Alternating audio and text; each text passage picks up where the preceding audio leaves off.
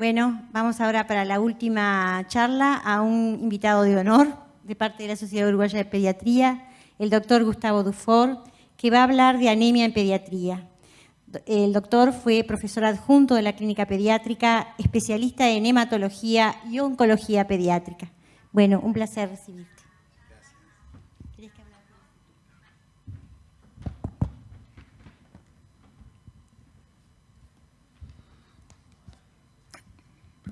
¿Sí? Bueno, buenas y virtuales tardes para todos los que estén conectados. Antes que nada, un agradecimiento a la Sociedad Uruguaya de Pediatría por haberme invitado a participar en estas jornadas, con lo cual hago con mucho gusto y espero, bueno, aportar algo, bueno, a esta forma de educación médica continua que tanto preocupa a la Sociedad Uruguaya de Pediatría. El tema, como está en la pantalla, anemias en pediatría, que saben que nos enfrentamos a un tema que es muy extenso. Obviamente no vamos a profundizar en todo el tipo de anemias que pueden verse en esta etapa de la vida, pero vamos a tratar de encarar el tema para consolidar conceptos para el pediatra y darle herramientas para enfrentar un paciente con anemia que podrá ser muy sencillo de resolver o, en el otro extremo, requerir de tecnología muy avanzada para poder llegar a un diagnóstico. Un poco el hilo de la charla va a ser hablar de la definición de anemia, de sus causas y las clasificaciones más aceptadas, de la evaluación del paciente con anemia, darle un lugar importante al hemograma, que es el examen principal en esta patología, y bueno, y ver cómo podemos aproximarnos a un diagnóstico lo más preciso posible en un paciente que se presenta con anemia. Bueno, la pregunta parece muy obvia si el paciente tiene anemia, pero todos sabemos que en pediatría la definición no es exactamente igual a la que estamos acostumbrados con adultos. Entonces, decir que el diagnóstico lo basamos en los niveles de la concentración de hemoglobina para definir la anemia. Estos tienen que estar por debajo de 2 desvíos estándar de la media para la población. Que hay un efecto en la edad pediátrica, sobre todo de edad, en los límites inferiores de lo normal, y no del sexo, que es algo que pasa después en el adolescente. Y por último, acordarse que, bueno, que la anemia no es un diagnóstico, sino que es una expresión de una enfermedad subyacente. Y ese va a ser cómo vamos a plantarnos frente a este tipo de pacientes. Esta es una gráfica muy común donde podemos ver la media, los valores normales medios y los valores límites inferiores en la edad pediátrica y después acá de los 13 a los 18 años. Y vemos cómo los valores varían en la edad pediátrica, llegando a valores en los primeros meses de vida que impresionan comparativamente muy bajos con respecto al adulto, y que con el paso de los años se van acercando a los valores del adulto, donde ahí sí vemos una diferencia entre los valores normales entre los niños y las niñas. Lo mismo pasa en los recién nacidos, tanto en pretérminos de diferentes pesos, donde hay un valor medio y hay un límite superior y un límite inferior, y que también la caída de la hemoglobina es fisiológica en estos pacientes y que con el correr de los meses se va acercando a los valores normales. Una regla que puede ser útil para poder decir rápidamente cuál es el límite inferior normal de la hemoglobina para determinada edad es esta fórmula donde sumamos 11 a la edad del niño multiplicado por 0,1. Un ejemplo es un niño de 3 años, el límite inferior normal sería de 11.3 gramos por decilitro. Definida la anemia, ¿cuál es su causa? Bueno, el eritrocito es una célula que normalmente vive 120 días, o sea que se está renovando permanentemente. En situaciones normales, la pérdida de eritrocitos se ve compensada por una eritropoiesis normal. Y la anemia surge cuando se pierde el equilibrio entre la producción y la pérdida de eritrocitos. Hay diferentes clasificaciones, algunas que son clasificaciones por el mecanismo fisiopatológico y otras clasificaciones que llamamos morfológicas, que son muy útiles para el razonamiento clínico y como herramienta diagnóstica, como ahora vamos a ver. Desde el punto de vista fisiopatológico, las anemias las podemos clasificar en causas que intervienen en la producción del glóbulo rojo, trastornos de la maduración y la eritropoiesis inefectiva, y el aumento de la destrucción de los glóbulos rojos, que es lo que habitualmente llamamos hemólisis.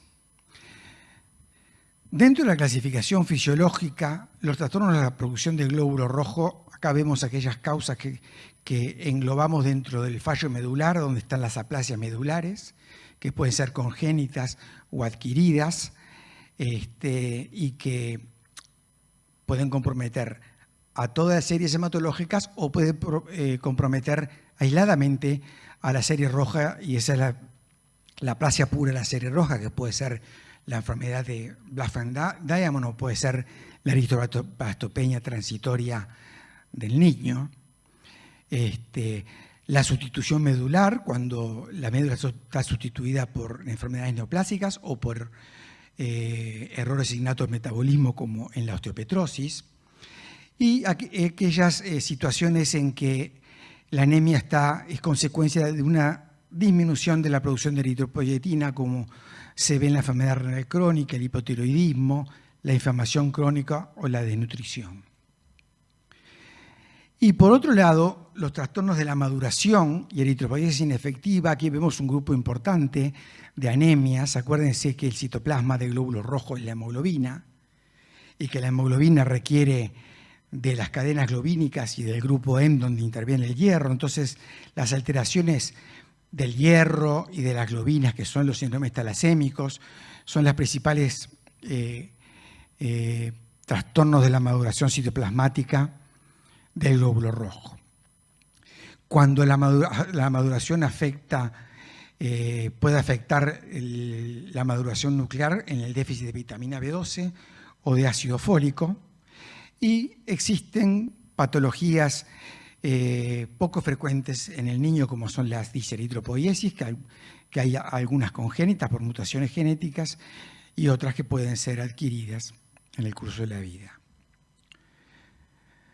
Por último, las anemias hemolíticas, que es un grupo interesante, donde habitualmente lo dividimos en aquellos en que el defecto está en la hemoglobina, y los ejemplos son las alteraciones estructurales de la hemoglobina, como es de la hemoglobina S, de la anemia falciforme, o las alteraciones en la síntesis de las globinas, como sucede en los síndromes talasémicos.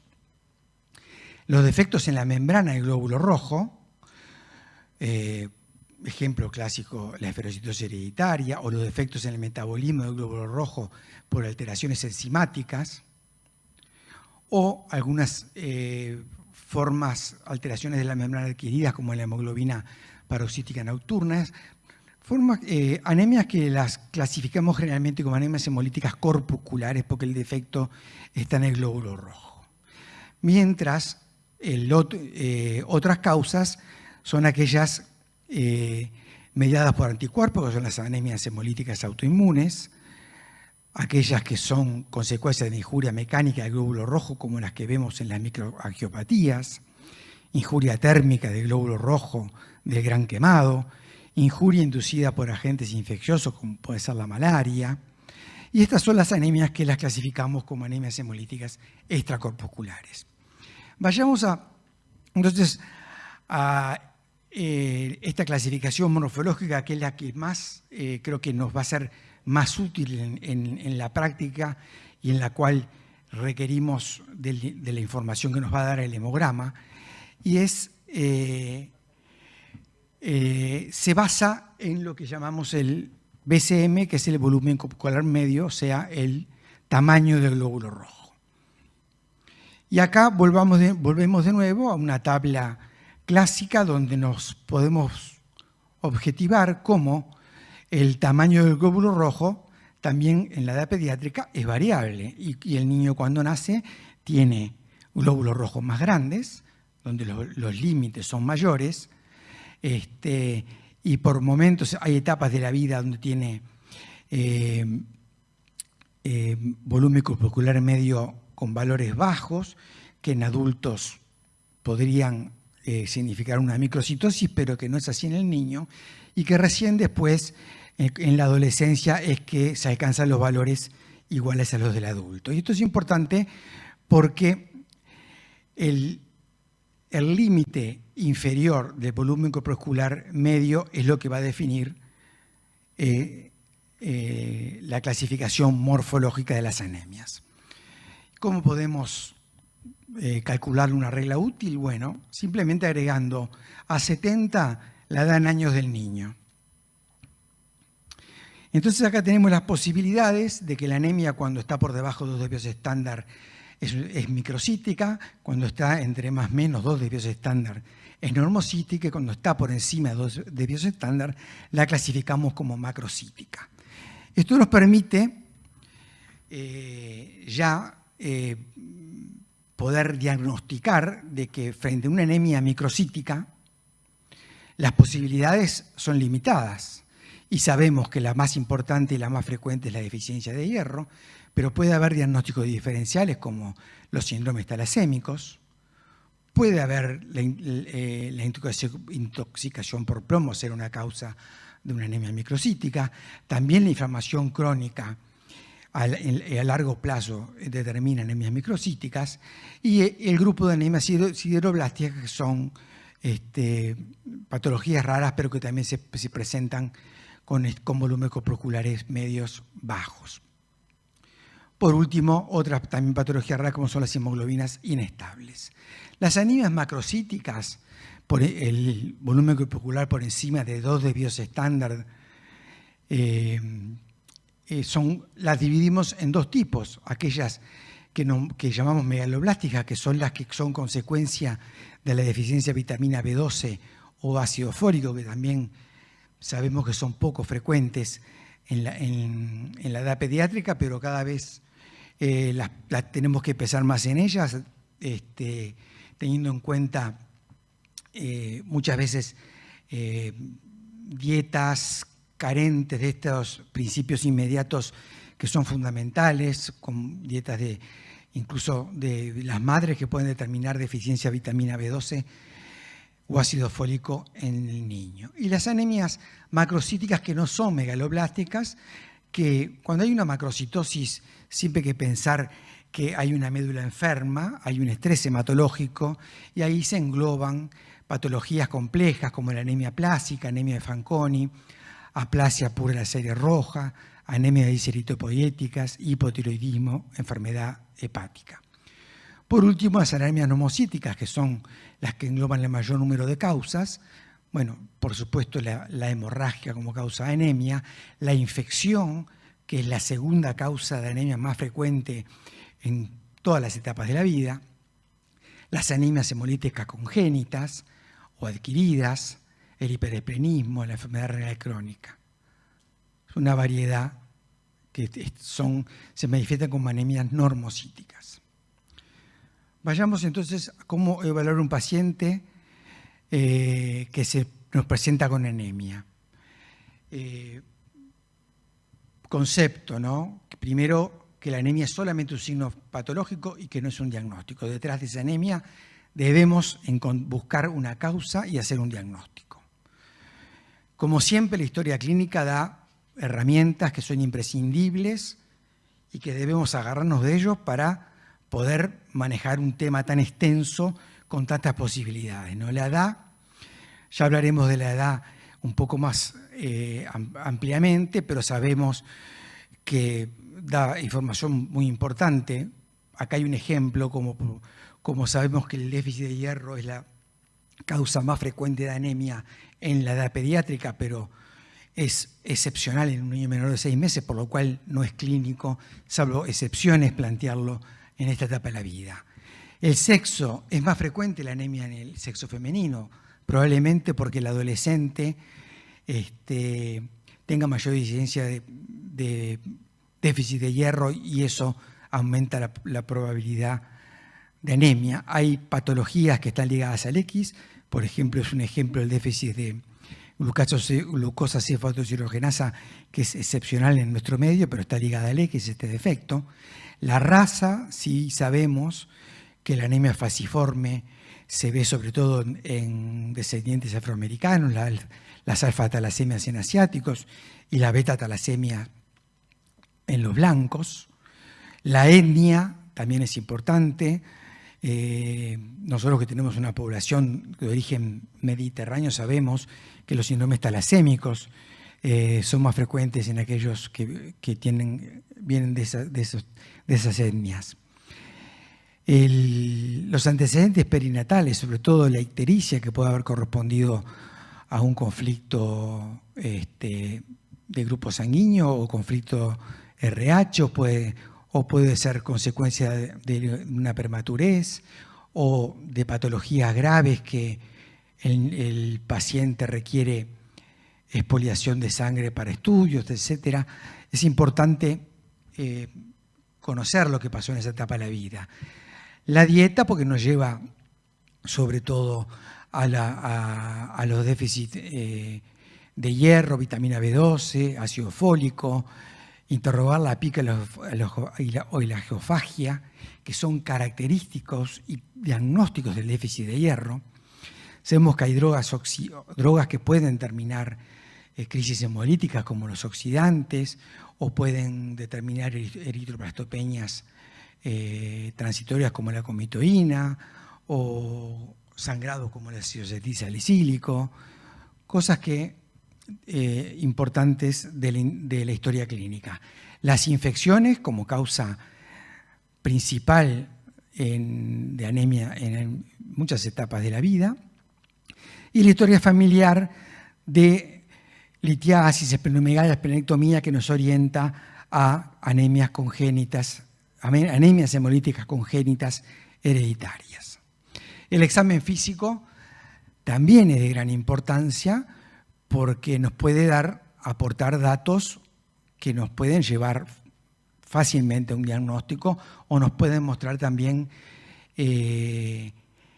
consecuencias también de una enfermedad crónica, de una anemia crónica. Bueno, el examen de la piel y las mucosas obviamente se correlaciona con los niveles de hemoglobina, la palidez, la ictericia de las mucosas como signo de hemólisis, el síndrome hemorragíparo como un dato que nos hace pensar en que puede haber compromiso de otras series hematológicas, y eso es muy importante. Las visceromegalias, que a veces forman parte de una anemia hemolítica crónica, pero también en el diagnóstico diferencial de hemopatías o de otras patologías neoplásicas. Las alteraciones cardíacas como la taquicardia, la presencia de un soplo, alteraciones respiratorias, presión arterial, etcétera, que son importantes para evaluar y valorar la severidad de la anemia. Acá hay unas fotos que en realidad no son un reflejo de lo que realmente vemos en la práctica, porque, por ejemplo, la glositis o la depapilación de la lengua, que es característico de la deficiencia de vitamina B12, no es algo que veamos habitualmente en pediatría, y sin embargo vemos muchas anemias ferropénicas y sin embargo no vemos estomatitis angular ni vemos coiloniquia, que se ven más sobre todo en el adulto. La asociación de anemia, ictericia, urinas hipercoloreadas, esplenomegalia es el síndrome hemolítico, y eso, bueno, son elementos del examen físico que nos llevan por un camino diagnóstico bastante característico. Alteraciones en la morfología ósea, protrusión, por ejemplo, acá de los huesos frontales o de los maxilares, como se ve en algunas anemias hemolíticas crónicas que tienen eritropoiesis extramedular, que determina el aumento del diploide de los huesos por hipertrofia de la médula y la dismorfia consiguiente. Acá vemos, por ejemplo, en esta placa una característica pulgares trifalángicos, que es una dismorfia que se asocia con el Black Fang Diamond, o vemos una imagen de un niño con un síndrome genético que se llama síndrome de Fanconi, donde asocia alteraciones óseas y asocia un fenotipo muy particular que se asocia con esta, que en el desarrollo va a ser causa de un fallo medular. En relación a la edad, lo que debemos pensar es que en el recién nacido las principales causas son la hemorragia, que podrá ser una hemorragia fetoplacentaria, podrá ser un cefalohematoma, las hemólisis por los conflictos de grupo, el grupo RH, y las raras aplasias de la pura de la serie roja, como el Black Fang Diamond. En el lactante empieza a predominar la deficiencia de hierro, la anemia por infecciones, anemias hemolíticas y también las hemopatías. En el escolar, sobre todo, las infecciones, enfermedades sistémicas que se pueden manifestar también por anemias hemolíticas, leucemias, aplasias, y en el adolescente otra vez un pico de incidencia la deficiencia de hierro, sobre todo por el crecimiento y los ciclos menstruales en las niñas, las enfermedades sistémicas y la leucemia. Vayamos un poco entonces a analizar el hemograma, que creo que es algo que es un estudio que debemos tratar de sacarle el mayor jugo posible porque tiene mucha información.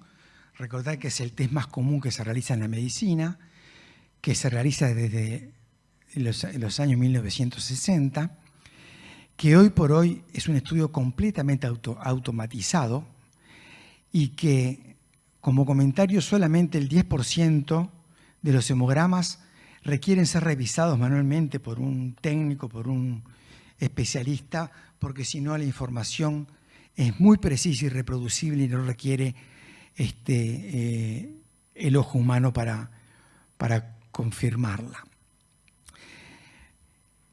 Y lo más importante, nos va a evaluar la serie roja, que es lo que nos importa para el diagnóstico de anemia, pero por otro lado nos evalúa la serie blanca y la serie plaquetaria, lo cual nos vamos a tener mucha información en descartar patologías más graves o más importantes que comprometan las tres series hematológicas.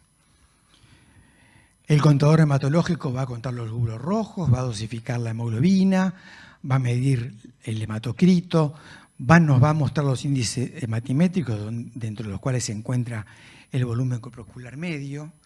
Es un estudio que está demostrado que tiene mucha precisión, reproducibilidad y rapidez. El hemograma en realidad son 2 minutos que puede demorar el estudio en ser procesado y que hay diferentes técnicas, cada vez se avanza más en esto, en las tecnologías, impedancia eléctrica, al principio el láser,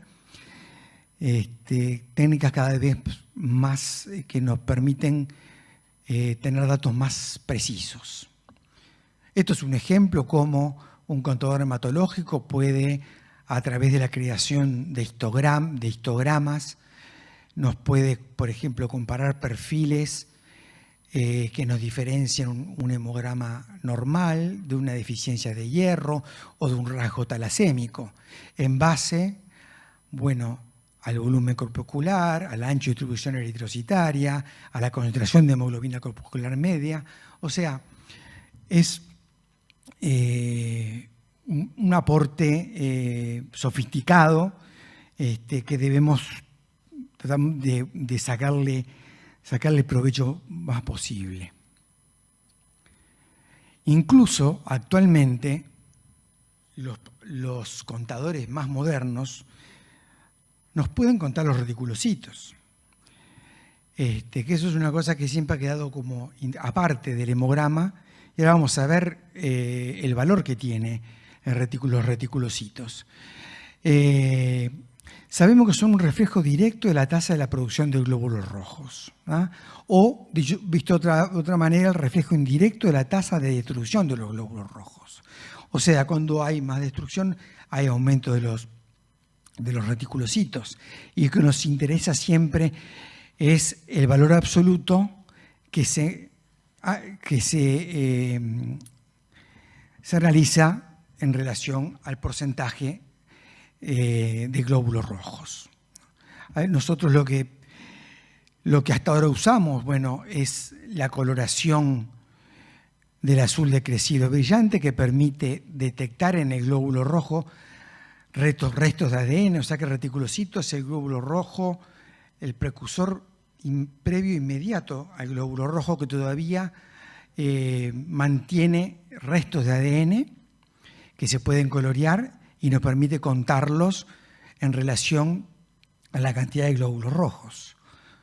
Pero actualmente esto los contadores hematológicos lo pueden hacer directamente y además nos pueden aportar como otra prestación el contenido de hemoglobina reticulocitaria, y esto se está viendo o se ha visto que tiene una relación directa con el déficit de hierro, la concentración de hemoglobina dentro del reticulocito. O sea que puede ser un marcador precoz del déficit de hierro, o sea, sin que todavía tengamos la anemia, pero sí está instalada la ferropenia.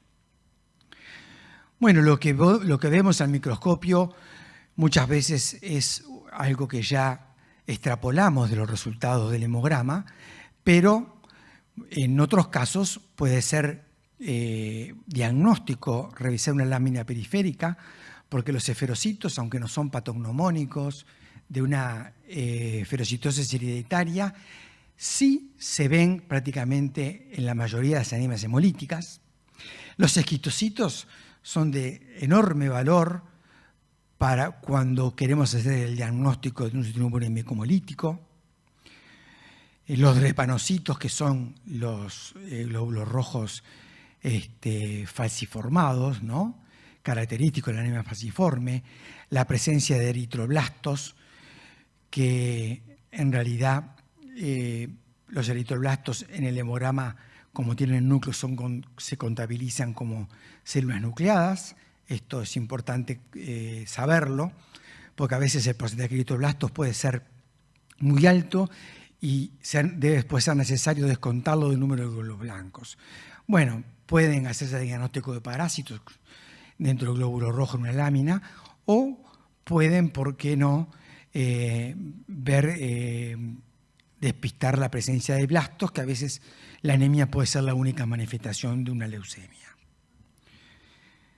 Con respecto a la aproximación diagnóstica, bueno, es importante la caracterización inicial, que es un poco englobar todo lo que conversamos, que es la edad del paciente, la historia clínica, analizar el hemograma, los índices hematimétricos, el recuento de reticulocitos y la morfología del eritrocito. Entonces, con estos elementos vamos, por ejemplo, a hacer diagnóstico que estamos frente a una anemia microcítica. Y frente a ello, ¿qué vamos a pensar? Y en primer lugar, que el paciente, por frecuencia, seguramente tenga un déficit de hierro.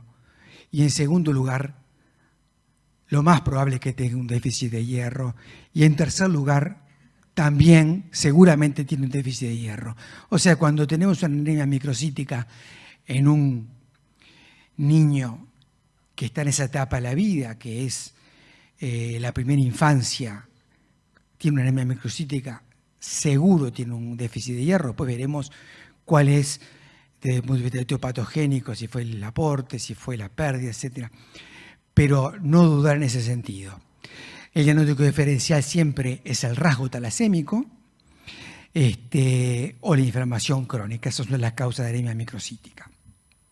Nos ayuda el metabolismo del hierro, sobre todo la dosificación de la ferritina, que es lo que nos refleja más el capital de hierro o los depósitos de hierro en el organismo y, como le decía, si es posible la hemoglobina reticulocitaria. Para la talasemia menor, en el caso que dispongamos de la electroforesis de hemoglobina, acuérdense que la talasemia menor por defecto en las cadenas beta tiene un aumento de la hemoglobina A2, pero cuando es una alfa talasemia menor puede ser normal. Cuando nos enfrentamos a una anemia normocítica, bueno, acá están despistar el sangrado, hay un trastorno en la producción o es una anemia hemolítica. Y acá los reticulocitos son muy importantes porque nos definen si la anemia es regenerativa o arregenerativa.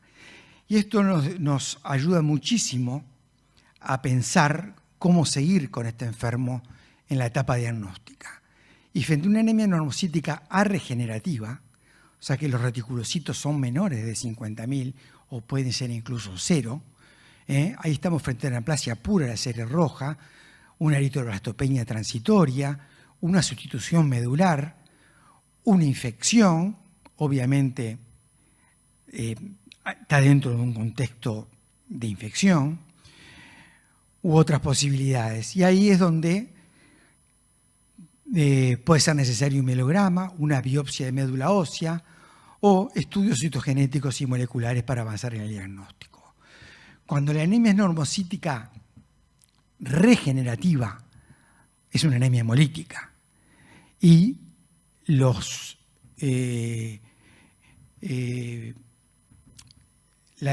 índices que nos aporta la bilirrubina indirecta, el aumento del LDH y la aptoglobina, son los que nos llevan a pensar en que hay un síndrome hemolítico. Y lo primero, entonces, frente a esta situación, para saber las causas, es determinar si la causa es inmune o no es inmune. Y para eso es el test de Coombs, que es un test que nos va a diagnosticar que hay anticuerpos pegados al glóbulo rojo y que son la causa de su destrucción.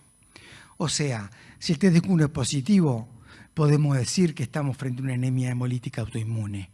Esta podrá ser idiopática o podrá ser secundaria a otra enfermedad sistémica que se presenta con anticuerpos contra el glóbulo rojo. Si es un recién nacido, podrá ser un conflicto RH o podrá ser un conflicto de grupo AB0. Si el Coombs es negativo, son anemias hemolíticas que no son de causa inmune. Y acá estamos en el grupo de la anemia hemolítica congénita, como la esferocitosis, como la anemia falciforme, las hemoglobinas inestables, que ya son de un diagnóstico más complejo, las alteraciones enzimáticas también que requieren estudios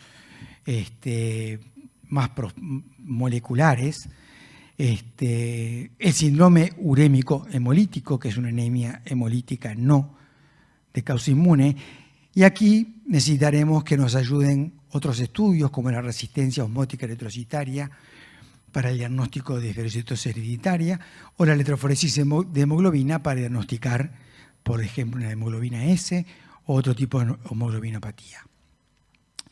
Bueno, como conclusiones, entonces, reforzar estos conceptos que la anemia es un epifenómeno de una enfermedad subyacente, que los niveles de hemoglobina y de volumen corpuscular medio deben estar vinculados a la edad del paciente y no confundirlos con los valores de los normales de los adultos, porque nos llevan a errores diagnósticos y a estudios innecesarios.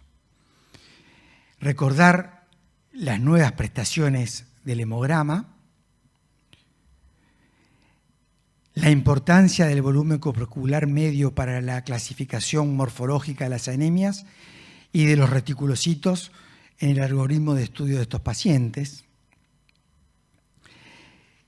y que el déficit de hierro es la principal causa de anemia, no solo en pediatría, sino en todas las etapas, en todas las edades de la vida y en el universo. Para terminar entonces, bueno, el diagnóstico de anemia en pediatría puede ser muy sencillo, porque puede ser un hemograma suficiente para un hemograma, una historia, un examen físico para hacer diagnóstico de un déficit de hierro, que es lo que nos enfrentamos muchas veces al día.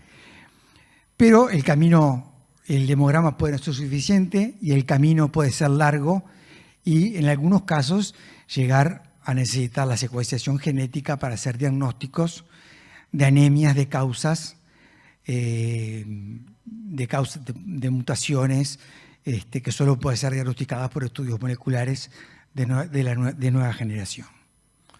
Bueno, muchas gracias. ¿De tiempo? ¿Bien? ¿Estuve bien de tiempo?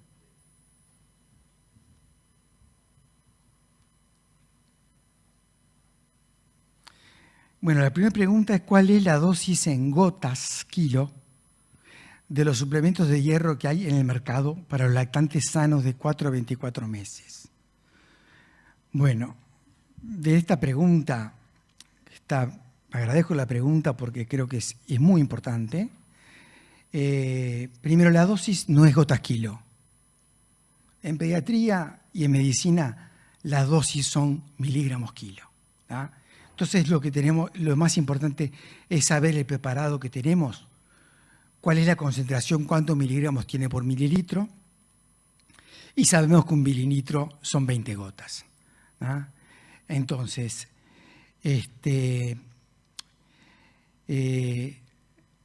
acá sabemos que tenemos en los lactantes sanos de 4 a 24 meses lo que vamos a utilizar es una profilaxis del déficit de hierro, porque es la edad donde lo suplementamos, y que la dosis es entre 1 y 2 miligramos kilo día. Y bueno, la dosis en gotas dependerá del preparado que utilicemos.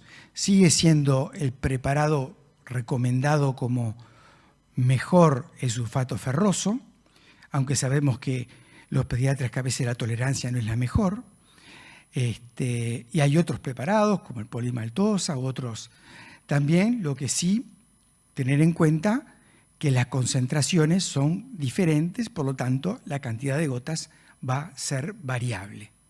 Hay preparados que tienen 6 miligramos por 1 mililitro y otros preparados que tienen 50 miligramos por 1 mililitro.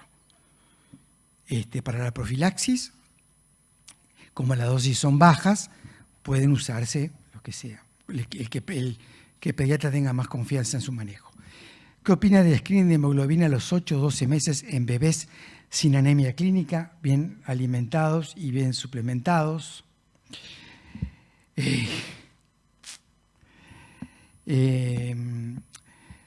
Yo creo que me parece que mi experiencia es que es un screening que tiene errores diagnósticos, el propio screening. No conozco bien porque yo hace mucho tiempo, cuando hacía pediatría, no se usaba en el consultorio esto, pero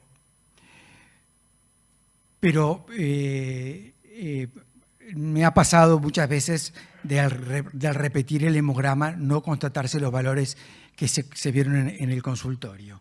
Pero por otro lado, no es la anemia para diagnosticarla clínicamente y eso ser motivo para estudiar un paciente. Digo, eso sucede cuando los niveles de hemoglobina ya están muy por debajo de lo normal. O sea que con esta técnica del screening se pueden captar pacientes que tengan grados de anemia leves y nos da la posibilidad de intervenir antes de que la anemia sea muy severa y el diagnóstico sea exclusivamente clínico por palidez. Microcitosis sin descenso de hemoglobina me hace sospechar enferropenia incipiente. Corresponde solicitar metabolismo del hierro. En este caso, ¿qué conducta si es normal? Estas situaciones se pueden dar de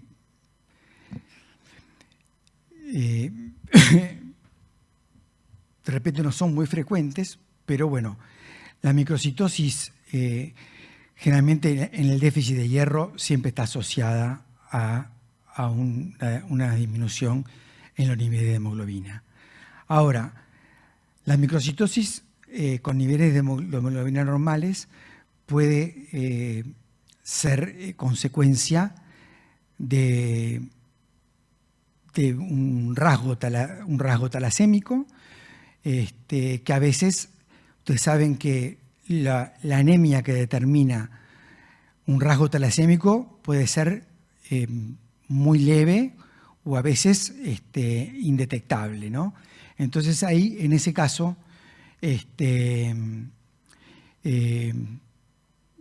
puede ser necesario recurrir a la electroforesis de hemoglobina, que nos podrá aportar el diagnóstico, dar el diagnóstico de beta talasemia menor, no el de alfa talasemia menor. Y si solicitar el metabolismo del hierro frente a la microcitosis, bueno, la microcitosis es la consecuencia de algún trastorno hematológico, en ningún caso es normal, o sea que, digo, puede formar parte tanto la electroforesis de hemoglobina como el metabolismo del hierro del estudio de una microcitosis. En ese caso, bueno.